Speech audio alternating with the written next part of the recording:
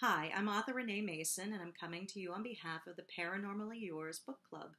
Kim Bishop, the owner of the book club, came to me and asked if I would do a video interview for her new website. She's currently doing video reviews and recently reviewed Curing Doctor Vincent that I wrote. I'm happy to. Kim can be very persuasive, and she's a great person, and I'm glad to be here. So hopefully, being that this is a new experience for me, that you won't be too bored over the next 15 minutes. So we might as well get started with the questions. And the first question is from Charlene from Texas, and she wants to know, how did I begin writing? Well, unlike the typical stereotypical writer response that you hear about, I wanted to write as a child, it's always been my passion. I can't say that. My passion for most of my life from an artistic standpoint has been music. I was a voice major in college at one point, studying vocals, and decided that that wasn't the path I wanted to take, and I ended up going into business, and I have a very successful business career during the day, and I ended up in 2012, after listening to 200 plus audiobooks written by famous paranormal romance authors, I decided, as part of a self-discovery, self-exploration project, to give it a go, to see how, could I do it? Could I make something compelling enough? Could I, what could I find out about myself during that process? So, unlike music, when I studied music, I was young and tenacious, and I had this idea that I was going to go out and change the world. When I went into writing, I went out with the perspective of having the writing change me, and I think that it has, and very much for the better, and I couldn't be more pleased with that. So really, I've only been writing since 2012, and Symphony of Light and Winter was my first piece of fiction that I've ever written.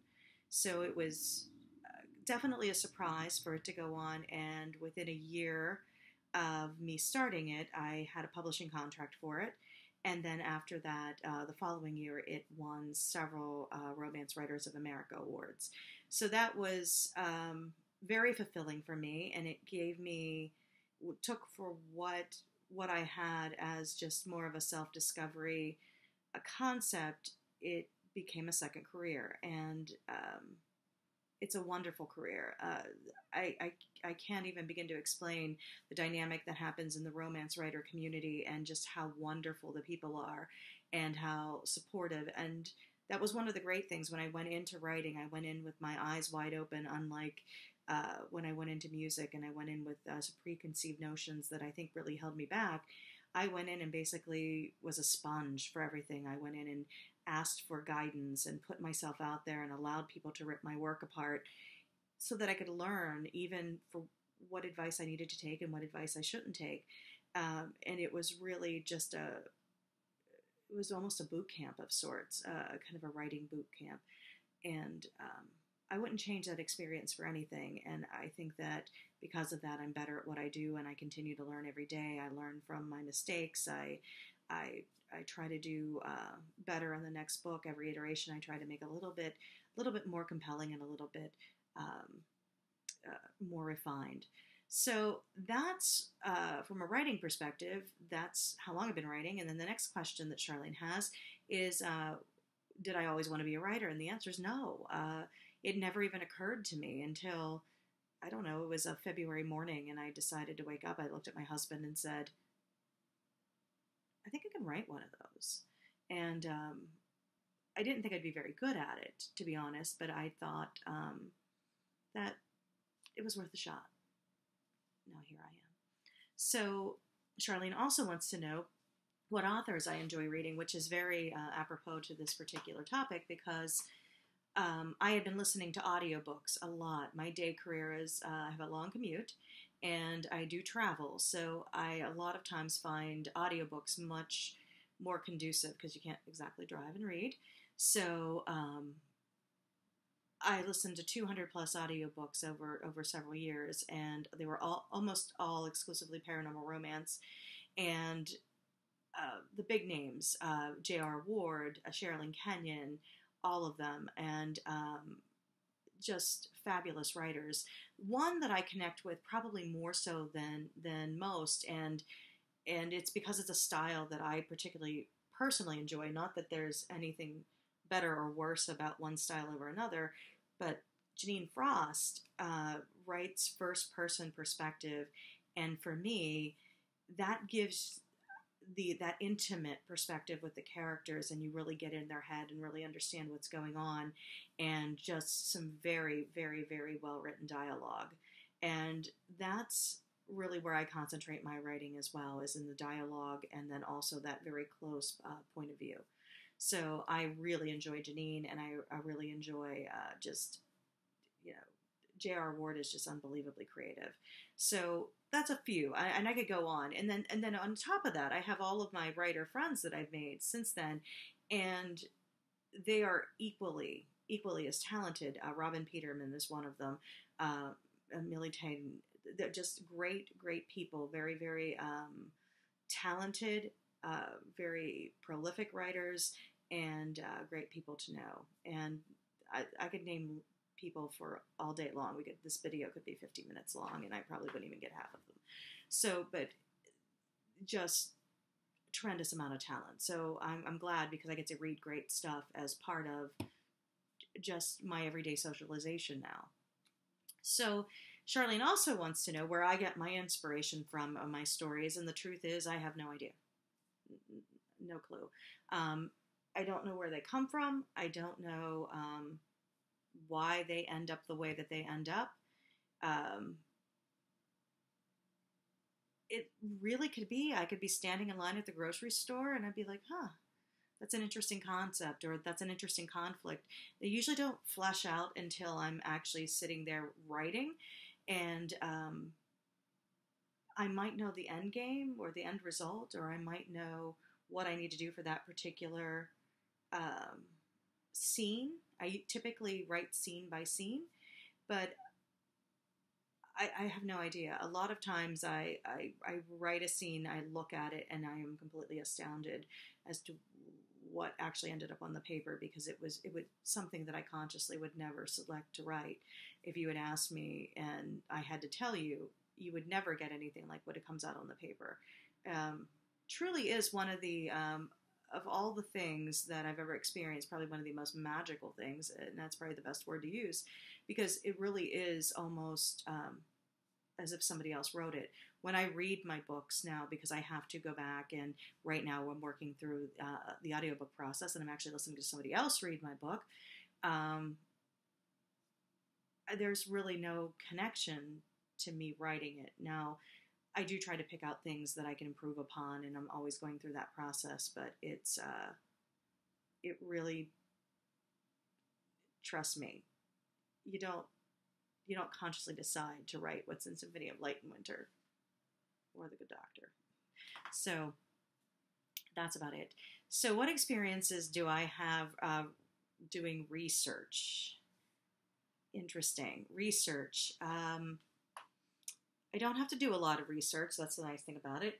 The contemporary side of things is pretty easy, because I can translate one experience into another and come up with something pretty compelling. I do a lot of medical reading anyway, just simply because I'm fascinated by the recent discoveries and how fast the industry grows and all of that. And I'm kind of a quasi-science geek. So some of it comes from that. An article I read. Some of the inspirations come from those areas. I'll Google, just like anything else, if I have a situation to where I'm unsure about how something should be resolved. I don't write a lot of historical, so I don't have to do a lot of investigation as to what was happening in that time period. I did write a prequel to Symphony of Light and Winter called Imposter's Kiss, which was set in, I believe it's 17th century Scotland. But it's such a contained scene, there wasn't a lot that I had to research for that, because there wasn't a lot of intrigue or conspiracy or anything such as that. So I wish I could give you some great stories. I guess, I've looked up fight scenes love scenes for logistical sake. Um, I mean, sometimes you need to know what a stance looks like so you can describe it. It's easy to visualize it in your head. Sometimes it's easier to watch a movie and know, like, oh, well, his left foot really goes back this way, and that the arc kind of goes the other way. So um, those types of things. But there really isn't anything compelling. I wish I could tell you a funnier story, but there really isn't one. All right. So the next question comes from Tara from Alabama, and she wants to know if there will be more of Marco in Curing Dr. Vincent. And the answer to that is yes, but I thought you got to see plenty of him in the first book. um, no, Marco is fun to write. Marco is the levity of the story. I mean, the Doctor and Elaine are very intense, and they have a lot of issues that they're working through together. And Marco is kind of he's free-spirited. He's not tied down by anything. He can enjoy the moment without getting too serious. And so he's a lot of fun to write. And he's also younger, and he basically, he has his loyalty to the Doctor, but he is fun to write. So there will be more of Marco. He does have, in that very loose kind of plot line that I've looked at, he does have some influence. That doesn't mean that he stays there, because when I get to start to writing, if he decides to leave, he decides to leave. I don't have any control over it. So, all right. So the next question comes from Tiffany, and she wants to know, how many books did I write before I got published? And the answer to that is none. Symphony of Light and Winter was the first piece of fiction that I've written, and I'm happy to say that after reworking it and getting my behind kicked by hordes of author friends and people whipping it into shape and giving me feedback and coaching me and helping me through that process, that I was able to publish the first piece of fiction that I wrote. But it wasn't like I just wrote it and I just published it. I wrote, I refined, I revised again, I took additional feedback. Really, the revision process for that novel took 6 solid months. It only took me 4 months to write it. It took me 6 months to actually revise it. Now, I don't take that long to write anymore, because I know a lot more and I don't make the same mistakes that I used to. But really, that particular piece, it was a labor of love, and I'm very glad that it's done as well as it has. And, Cyril changed my life. So Tiffany also wants to know if, besides the short stories that I'm writing for the Symphony of Light series, if I'll be continuing that series. And yes, I will. I have plans to start book 3 this fall and publish it in 2016. I've also started a series of short stories called Nocturnal Seductions, and they each have the name of one of Cyril's band of men.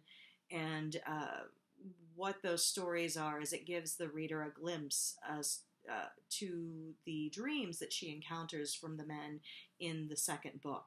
So I've just finished the first one yesterday, actually this morning, and it goes off to the publisher this afternoon. So the interesting thing about those stories is that it gives you a really good glimpse into who the character is, and it helps build out each of the men, and it kind of shows you what impact that has on Lyndon. And it's more than just a dream, because she lives it with them. So all of the emotions that go along with it, everything that resolves, everything that she encounters, everything that she's part of, it comes through, and she has to deal with the repercussions the next morning and kind of shake it off. So it's interesting that it turned out kind of that way, and I'm glad that it did. It was the vision that I had for it, but I wasn't sure quite how it turned out. I am pleased with Reese's story. It's short, but it's fun, because he's a lot of fun, and he's lighthearted, he's comical, and you just can't take him too seriously, which is the nice thing, because he's a very good counterbalance to Cyril, who is so intense. So that's coming soon, and hopefully the publisher is pleased with it, and you will have that soon. So with that, that was the last question on the list. So I want to thank everybody who has bought my books, the Symphony of Light series and the Good Doctor series.